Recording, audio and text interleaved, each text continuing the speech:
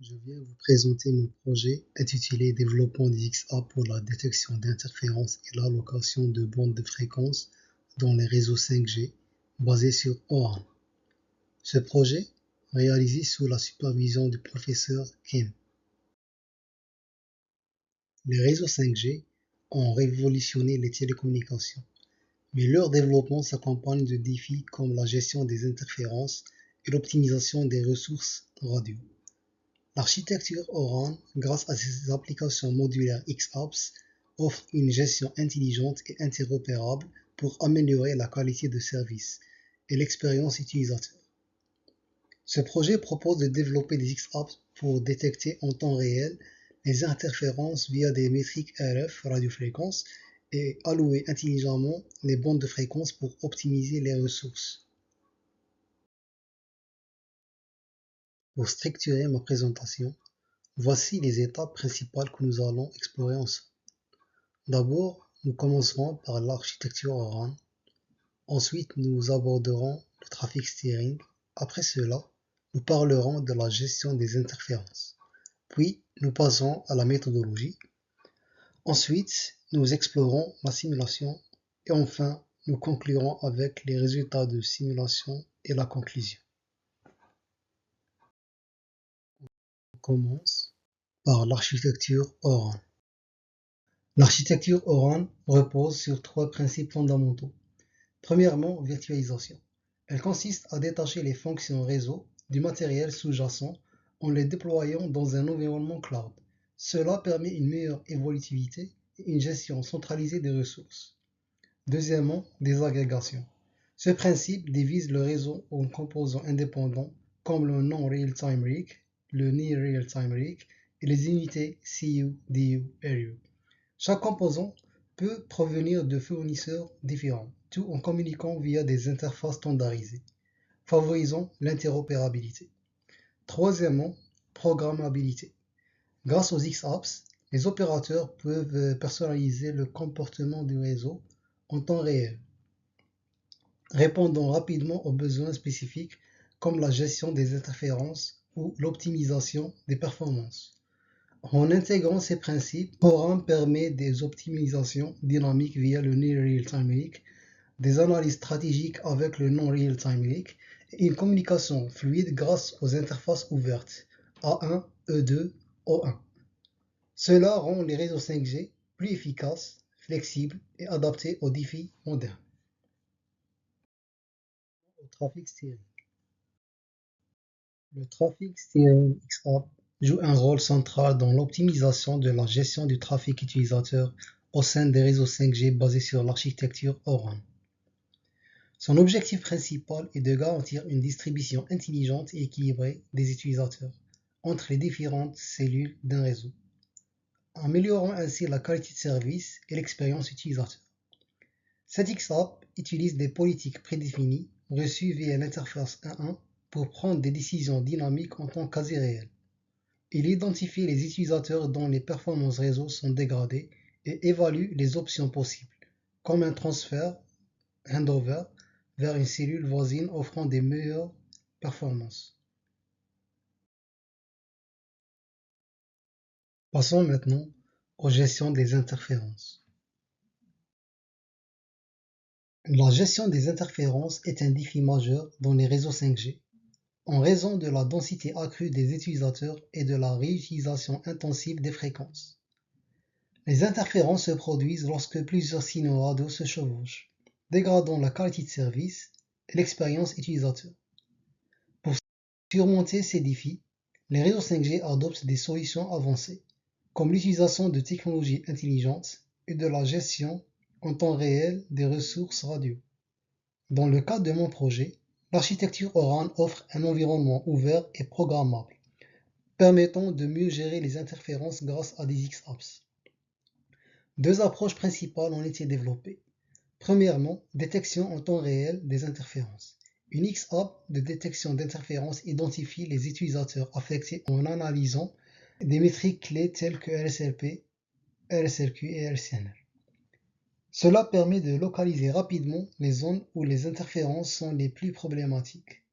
Deuxièmement, allocation dynamique de ressources. une autre XApp évalue les ressources disponibles, comme les PRBs, Physical Resource Blocks, pour proposer des stratégies de handover intrafréquence. Cela garantit que les utilisateurs sont connectés à des cellules offrant une meilleure qualité de signal. En combinant ces fonctionnalités, mon projet vise à réduire les interférences de manière proactive et à optimiser l'allocation des ressources réseau, améliorant ainsi la performance globale et la satisfaction des utilisateurs. Ces XApps s'exécutent dans un environnement Kubernetes. Leur interaction est orchestrée par le Near Real-Time Rig pour une efficacité maximale.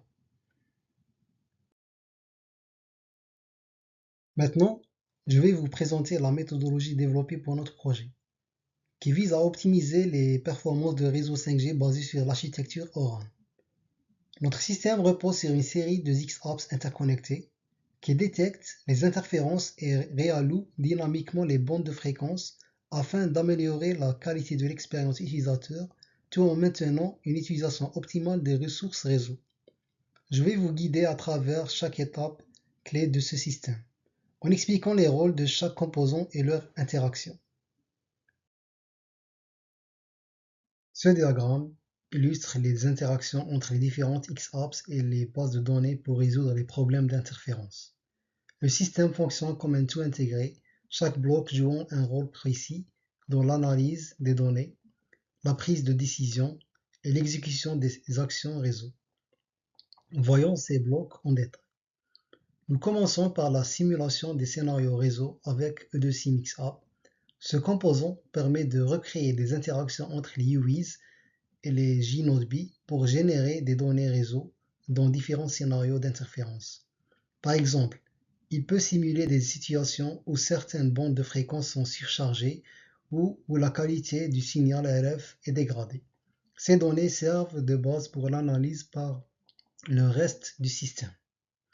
Ensuite, le QPI Monitoring collecte les métriques clés comme le RSLP, RSLQ et RSNR pour chaque UI et chaque cellule. Ces données sont ensuite envoyées à la base de données InfluxDB pour stockage en temps réel. InfluxDB agit comme une base de données centrale pour le stockage en temps réel des métriques réseau, notamment RF-Data et l'utilisation des PRB de chaque bande de fréquence. Ce stockage centralisé permet à tous les XApps d'accéder aux données en temps réel, en temps quasi réel, pour leur analyse. Par exemple, les XApps ID FBA utilisent ces données pour détecter les interférences et évaluer les bandes de fréquences disponibles. IDXApp utilise les données RF pour analyser les performances réseau et détecter les UIs soumis à des interférences. Si un UI montre des métriques dégradées, par exemple un RSNR en dessous de 10 décibels, un rapport détaillé est généré. Ce rapport contient des informations sur les métriques dégradées et est transmis à la XApp FBS pour un traitement. Un conteneur secondaire a été également ajouté pour insérer ces rapports directement dans InfluxDB. La FBA XApp joue un rôle clé dans l'optimisation des bandes de fréquence. Lorsqu'elle reçoit un rapport d'interférence de la FBS, elle analyse les bandes disponibles en utilisant des métriques comme le RSNR, RSLP, RSLQ et la disponibilité des PRB. Nous avons introduit un algorithme de pondération des métriques où le RSNR est pondéré à 30% car il est directement lié aux interférences, tandis que le RSLP et le RSLQ représentent chacun 25%, et les PRB downlink et PRB uplink qui influencent la capacité de réseau reçoivent chacun 10%. La FBA calcule ensuite un score pour chaque bande et sélectionne les top 3 meilleures bandes de fréquence pour les UIs affectés. La FBS XApp reçoit ces recommandations après elle consomme la politique A1, mais avant de continuer, on va parler de cette politique, qui a été adaptée pour inclure des seuils basés sur le RSNR plutôt que le débit. Cela permet de mieux cibler les interférences. De plus, nous avons standardisé les formats des données, comme les rapports de mesure des UIs, UI Measurement Reports, et de cellules, Cell Measurement Reports, pour garantir la compatibilité entre les XApps. Pour décider des handovers intrafréquence en fonction des prédictions reçues. Par exemple, si une bande voisine offre un gain de LCNR supérieur à 3 dB, FBS déclenche un handover intrafréquence en utilisant les protocoles gRPC ou REST pour transférer les UIs vers des bandes offrant des meilleures conditions RF. Après le handover, IDXApp continue de surveiller les performances des UIs pour s'assurer que les conditions se sont améliorées. Si des problèmes persistent, une nouvelle analyse est déclenchée par les XApps, ID FBS FBA, pour identifier une meilleure bande. Cette boucle itérative garantit une gestion dynamique et continue des ressources réseau. En résumé, cette méthodologie repose sur une collaboration efficace entre les différentes XApps pour détecter, analyser et résoudre les problèmes d'interférence dans les réseaux 5G. Grâce aux modifications apportées, notre système est capable d'opérer en temps quasi réel tout en optimisant la qualité d'expérience d'utilisateur. Passons maintenant à la simulation. Pour la simulation de mon projet, je vais suivre un workflow bien structuré en utilisant différents outils pour assurer un déploiement efficace et une gestion optimale des ressources. Voici les étapes principales de ce processus. Pour entamer la démonstration, on passe à l'éditeur principal de Visual Studio, où j'ai pu modifier les codes sources des XApps de gestion d'interférence. Comme on peut le voir, les deux fonctions cause et find. La première analyse les données en temps réel, détecte les anomalies et identifie la nature des dégradations en interrogeant une base de données pour comparer les mesures actuelles avec des valeurs normales. Et la deuxième détermine les paramètres spécifiques qui sont en dessous des seuils prédéfinis. RSRP, moins 100 dBm, RSRQ, moins 15 dB, LCNR, 10 dB, caractérisant ainsi la dégradation. Ces fonctions travaillent de manière complémentaire pour détecter et catégoriser les interférences en temps réel, garantissant une gestion efficace des anomalies réseau. Dès que les fonctions détectent une anomalie, elles lui assignent un type de dégradation. Ce type est relié à la métrique qui passe en dessous des seuils cités. Une fois le code terminé, on passe à l'étape de construction de l'image avec la commande docker build. L'étape qui suit est de taguer et pousser l'image dans le registre Docker. On peut vérifier là que l'image est construite soit à travers Docker Hub ou la commande Docker Images, comme vous voyez. Puis vient l'étape de déploiement de l'XApp dans Kubernetes via DMS CLI. On onboard l'XApp par la commande suivante. Après, on l'installe dans Kubernetes via la commande suivante. Après le déploiement, on passe à l'interface Lens qui permet de visualiser et de gérer les ressources Kubernetes. Sur cet angle, on peut voir les XApps déployés en utilisant les commandes vues sur Visual Studio. Puis ici, on peut voir les pods actifs de nos XApps principales, où on peut accéder au fichier log pour vérifier et analyser le fonctionnement des XApps. Vous voyez aussi le pod de InfluxDB qui gère la base de données partagée entre les XApps. Comme vous voyez, en accédant au terminal de cette pod, on peut voir les databases utilisées et les mesurements de chaque database. Retournons maintenant au log de l'ID XApp. Comme on peut le voir, XApp détecte bien les interférences et transfère des rapports d'anomalies propres à chaque utilisateur, en donnant son identifiant et le type de dégradation qu'il éprouve à la FBS XApp. On peut voir sur le log de la FBS XApp qu'elle reçoit les rapports d'anomalie de la ID XApp et fait à son tour des demandes de prédiction avec l'ID de chaque utilisateur qu'elle envoie à la FBA XA. Cette dernière analyse les bandes de fréquences voisines et envoie des recommandations comprenant les bandes de fréquences optimales à la FBS avec le LSCNR et les résultats de son score, comme vous voyez ici. La FBS va ensuite enclencher le transfert de l'UI. Après la comparaison de ces recommandations, elle choisira la bande de fréquence optimale comme le voit sur l'exemple ici.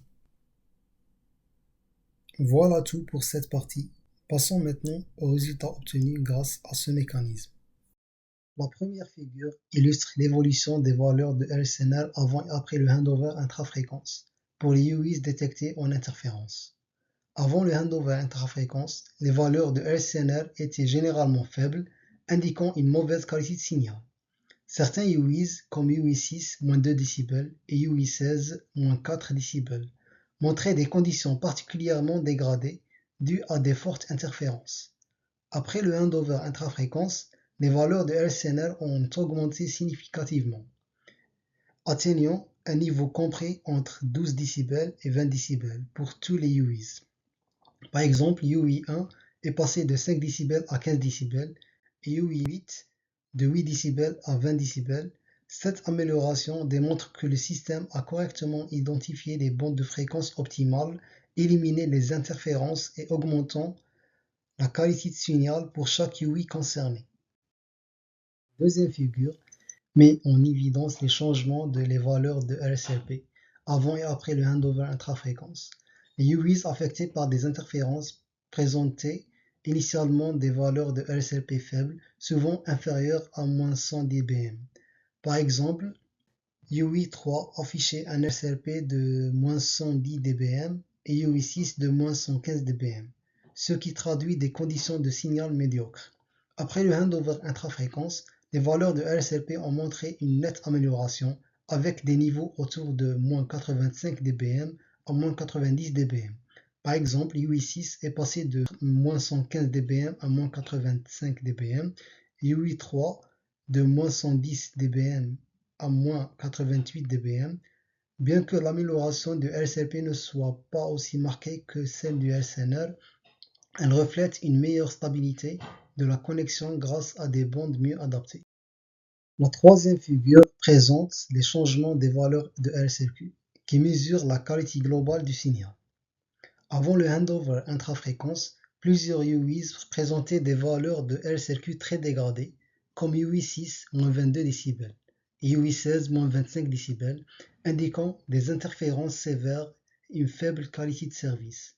Après le handover intrafréquence, les valeurs de LSLQ sont stabilisées autour de -10 dB pour tous les UI concernés. Par exemple, UI6 est passé de -22 dB à -11 dB, UI16 de -25 dB à -10 dB. Ces améliorations significatives confirment que le mécanisme de handover intrafréquence a efficacement réduit les interférences et amélioré la répartition des ressources dans le réseau. Les trois figures confirment que le système proposé est capable de détecter les interférences, de prédire les bandes optimales et d'exécuter les handovers intrafréquences avec succès.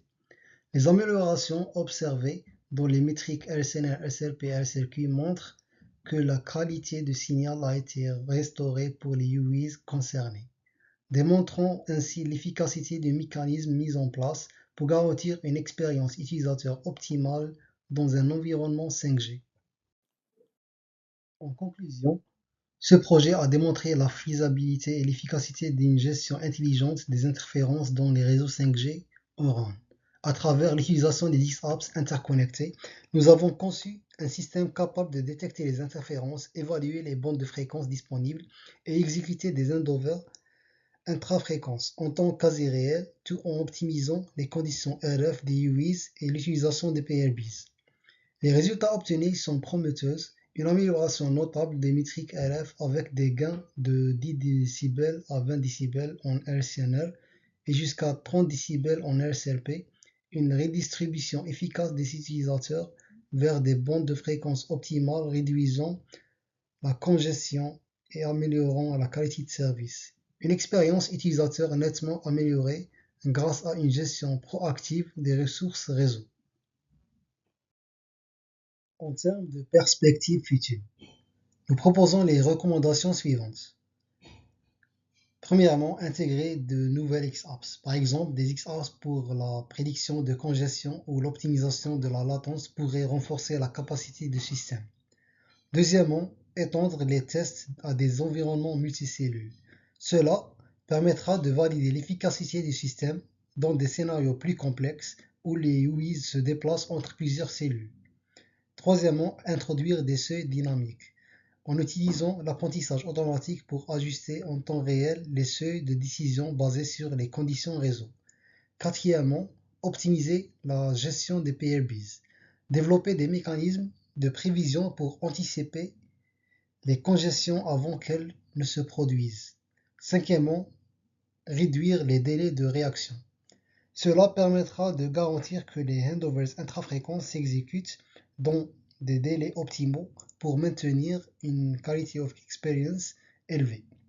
Pour conclure, ce projet pose les bases d'une gestion intelligente et flexible des ressources réseau dans les environnements 5G. Avec des ajustements et des améliorations, ce système peut évoluer pour répondre aux défis garantissant de la connectivité moderne et jouer un rôle clé dans l'évolution des réseaux de télécommunications. Je vous remercie pour votre attention.